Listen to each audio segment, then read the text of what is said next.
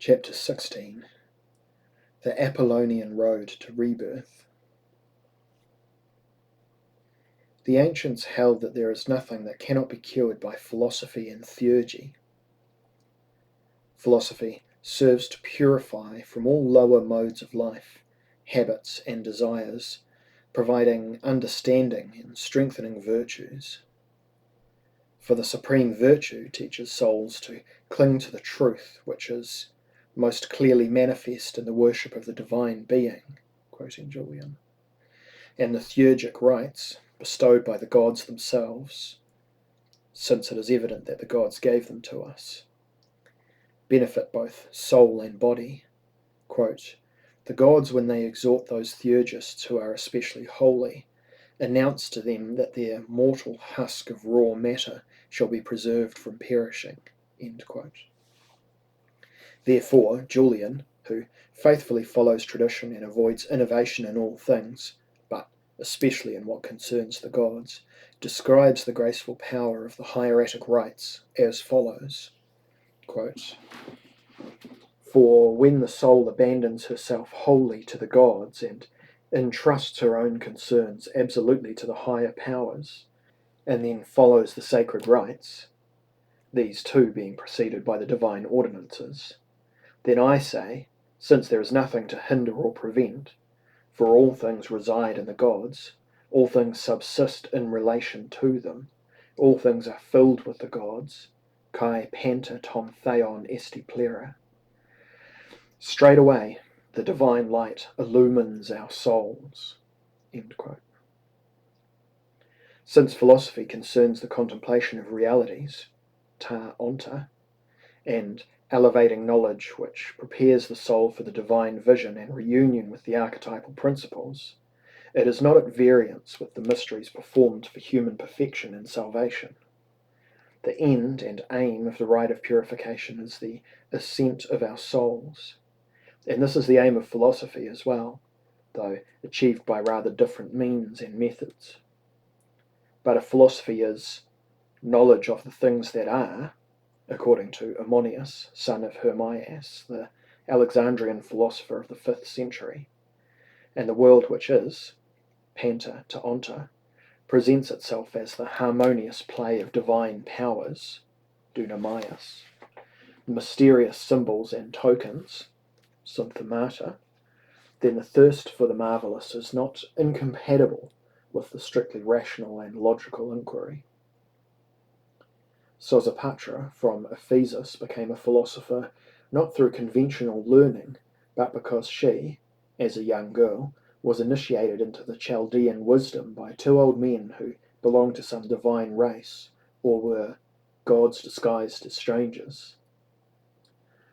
Eunapius, who exercised a high priestly function of hierophant at the mystery cult of Eleusis, and was convinced that the ancient gods were not dead, but still walked on the earth and took care of chosen ones, says about Sosopatra as follows, quote, as she reached full maturity, never having any other teachers, the works of the great poets, philosophers, and orators were constantly on her lips, and texts that others were constantly on her lips, and texts that others had spent a great deal of painstaking trouble over, and understood only dimly and with difficulty, she could interpret casually, effortlessly, and with ease, making meaning clear with her light, swift touch. End quote. If Sosopatra and her son Antoninus, who, quote, reached affinity with the divine and applied himself to the wisdom that is unknown to the crowd, end quote, are regarded as philosophers, what does philosophy mean for the ancients? According to Eunapius, Antoninus established himself at the mouth of the Nile, close to Alexandria, and devoted himself completely to Plato's philosophy and the Egyptian rites as they were practiced there. Quote, all the young men who were healthy in mind and thirsted for philosophy studied with him, and the temple was full of candidates of the priesthood. End quote. It is clear that philosophy, as understood by Antoninus, who died in AD 390, radically differs from the modern conception. It includes inner transformation and an approach to the divine, Mediterranean philosophy has developed within the chains of transmission kept by the priests of Apollo and Persephone. In its post-Homeric form, Philosophia, not designated yet by this late Pythagorean term, reveals itself as the tradition of iatromantus, spiritual healers, and lawgivers based on continuous revelations received from above, from the world of the Kuratropos, nurturer of the Kuros. The last term means a young man in the sense of an initiate, like Fata in Arabic and Javanmard in Persian. The Kuros is not just a human figure, but the representation and reflection, icon, of the divine Kuros, Apollo. This is the charming glow of youth, Charistati Hebe, or eternal youth proper to the gods. Therefore Athena, touching Odysseus, who was regarded as a model of philosophical life, with the golden wand, quote, gives him back his handsome bearing and his youth, end quote. In certain respects, Apollo, from Akkadian Abulu, the initiator into philosophy as a solar way, could be equated to Al-Qadir of the Sufis. The Apollonian road is the road of the archetypal sun, Ra Osiris, who is the chief mystagogue of the entire cosmos. Therefore, a philosophical journey is the mimetic and ritual-like journey of the hero, like Heracles and Orpheus to the netherworld, the Egyptian duat, where all the opposites meet. This is the process of dying before death and resurrection. Since Apollo shares his oracular powers with Night, the archaic philosopher is a priest and prophet both of Apollo and Night. He is a spiritual healer who knows the words of power. As the initiate, the philosopher approaches the sun, the symbol of the divine intellect and the One, and through the sun he is born again. This man is also a physician, physikos, because he is concerned with the basic principles of being. According to P. Kingsley, quote, philosophy had developed as something all-embracing and intensely practical, end quote, including a sort of Kundalini yoga and healing through dreams and oracles. Parmenides, the disciple of the Pythagorean Armenius, who introduced a logic that questions everything, himself was an Uliades, a priest of Apollo. Philosophy should not be restricted to the analysis of language and logic, as has happened in modern times. Until the end of the Greco-Roman world, philosophy was regarded as a mystery into which one may be initiated. Plato himself uses the mystery language, though in some respects he, quote-unquote, betrayed, or at least, quote-unquote, reclothed the true Parmenidean and Orphic tradition. Proclus, who tried to harmonize logos and mythos, the Hellenic rational metaphysics and ancient mythologies, speaks of Plato's teachings as mystagogia, the guidance of the initiates into mysteries, and epoptia, the ineffable vision, viewing Plato himself as the leader and hierophant to the truest rites, teletai.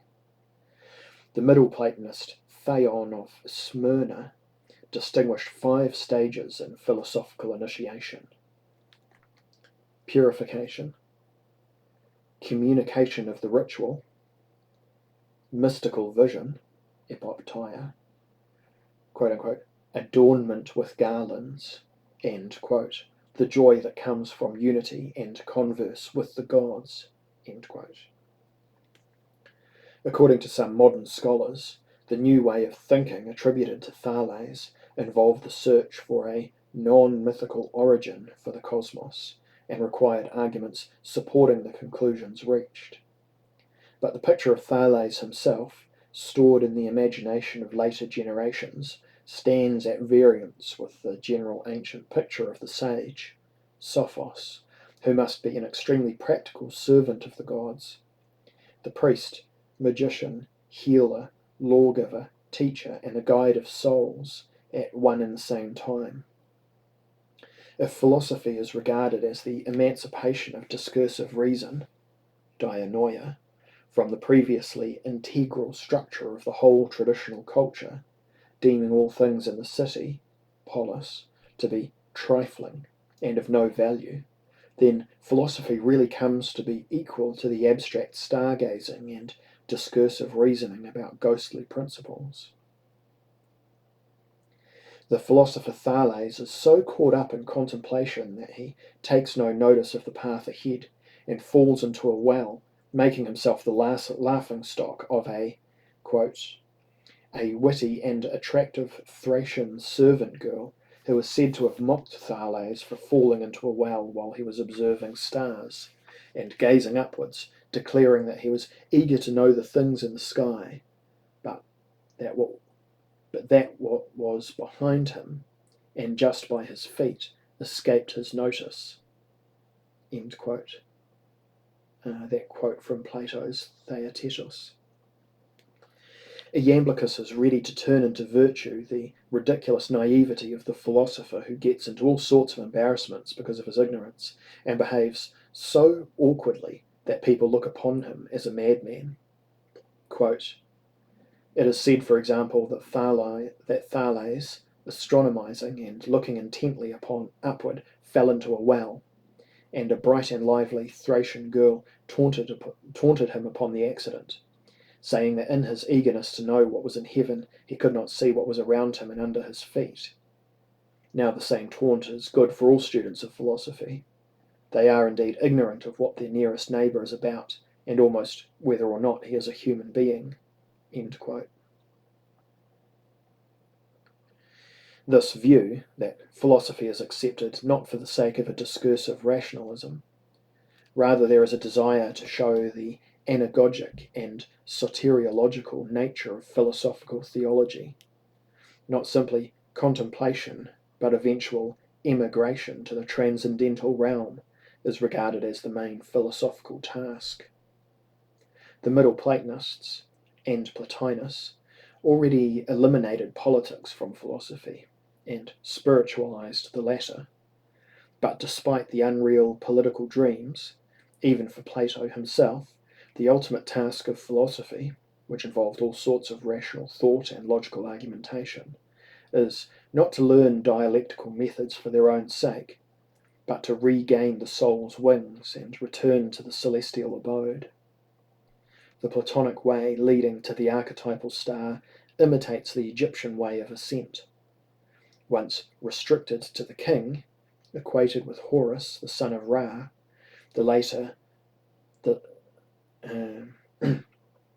and later followed by the initiated philosophers who tried to accomplish the spiritual ascent before actual physical death.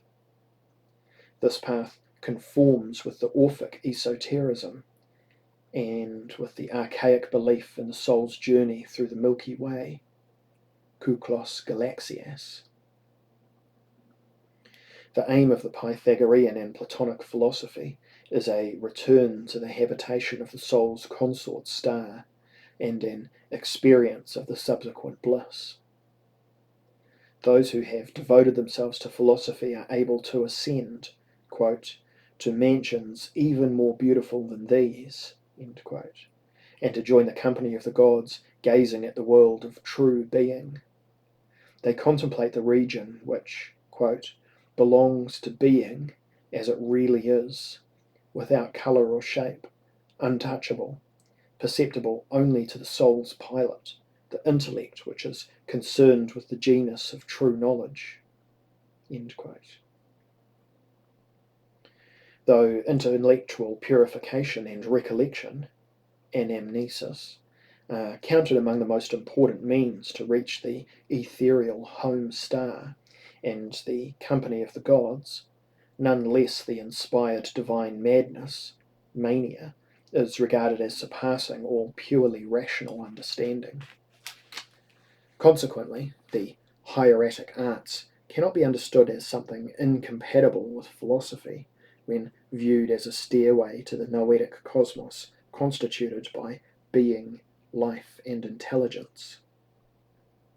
Since true being is quote unquote visible to Nous alone, the pilot of the soul, which is not discursive, dialectic cannot in principle grant the comprehensive understanding of reality, or union with the divine principles themselves, though both Socrates and Plato take the position that only dialectic is an appropriate medium for initial philosophizing. However, by making a distinction between Sophia and doxosophia, between quote unquote truly understanding and quote unquote seeming to be much knowing, Plato strongly emphasizes that while the human soul aspires to the divine, its highest achievement is to follow Zeus, not to usurp him.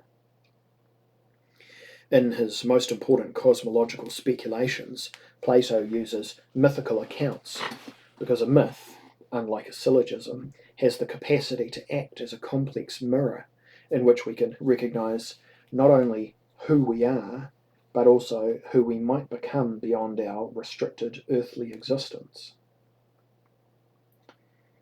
As Griswold argues, quote, "The message of the Phaedrus is clear. Philosophy is a form of private eros, and it is essentially nobler and higher than the political concerns and the public rhetoric of the polis. Philosophical madness cannot double as political doctrine without losing its divinity." End quote. Neoplatonic theurgy is also based on the anagogic interpretation of the philosophical myths that provide the background of Egyptian, Chaldean, and Orphic esotericism. The regret of A. Charles Sagat that, unlike Ionian philosophers who moved from myth to philosophy, Iamblichus moves in the opposite direction, depends on a too narrow and rationalistic apprehension of philosophy. Though the definition of philosophy as a mental activity, or as a purely human reasoning process, emerged from Hellenic sources, philosophy is part of a complex of much wider religious and aesthetic aspirations. When Iamblichus criticizes Porphyry for using one single method, called philosophia, to examine all subjects, including the inspired myths and telestic arts, he accuses him of approaching divine mysteries by inadequate means. The problems of the soul's embodiment and disembodiment, like those of theurgic unification with the gods, must be approached hieratically, not conceptually. They are not to be solved in a discursive mode. In Iamblichean metaphysics, the human soul, as a particular complex of collected characteristics, is never saved. It can be turned to the gods only as the Egyptian Horus is united to Ra, not as a particular individuality, but as the entire mandala-like structure of irradiations turned back to their noetic and hanatic archetypes, when the divine power, as the immortal microcosmic eros, is joined with itself in prayer or theurgic ascent. The soul is only a mean between abiding and proceeding, the ungenerated and the generated. Though our knowledge concerning the gods is both inborn and acquired through the process of education, it is still divided and cannot actually touch the undivided principles. Iamblichus makes a clear distinction between discursive reasoning, dianoia, and intellection, noesis. But even philosophia and noesis do not themselves lead to an actual union with the divine. Along with noesis, which acts at different levels of being, something more fundamental and ineffable is required.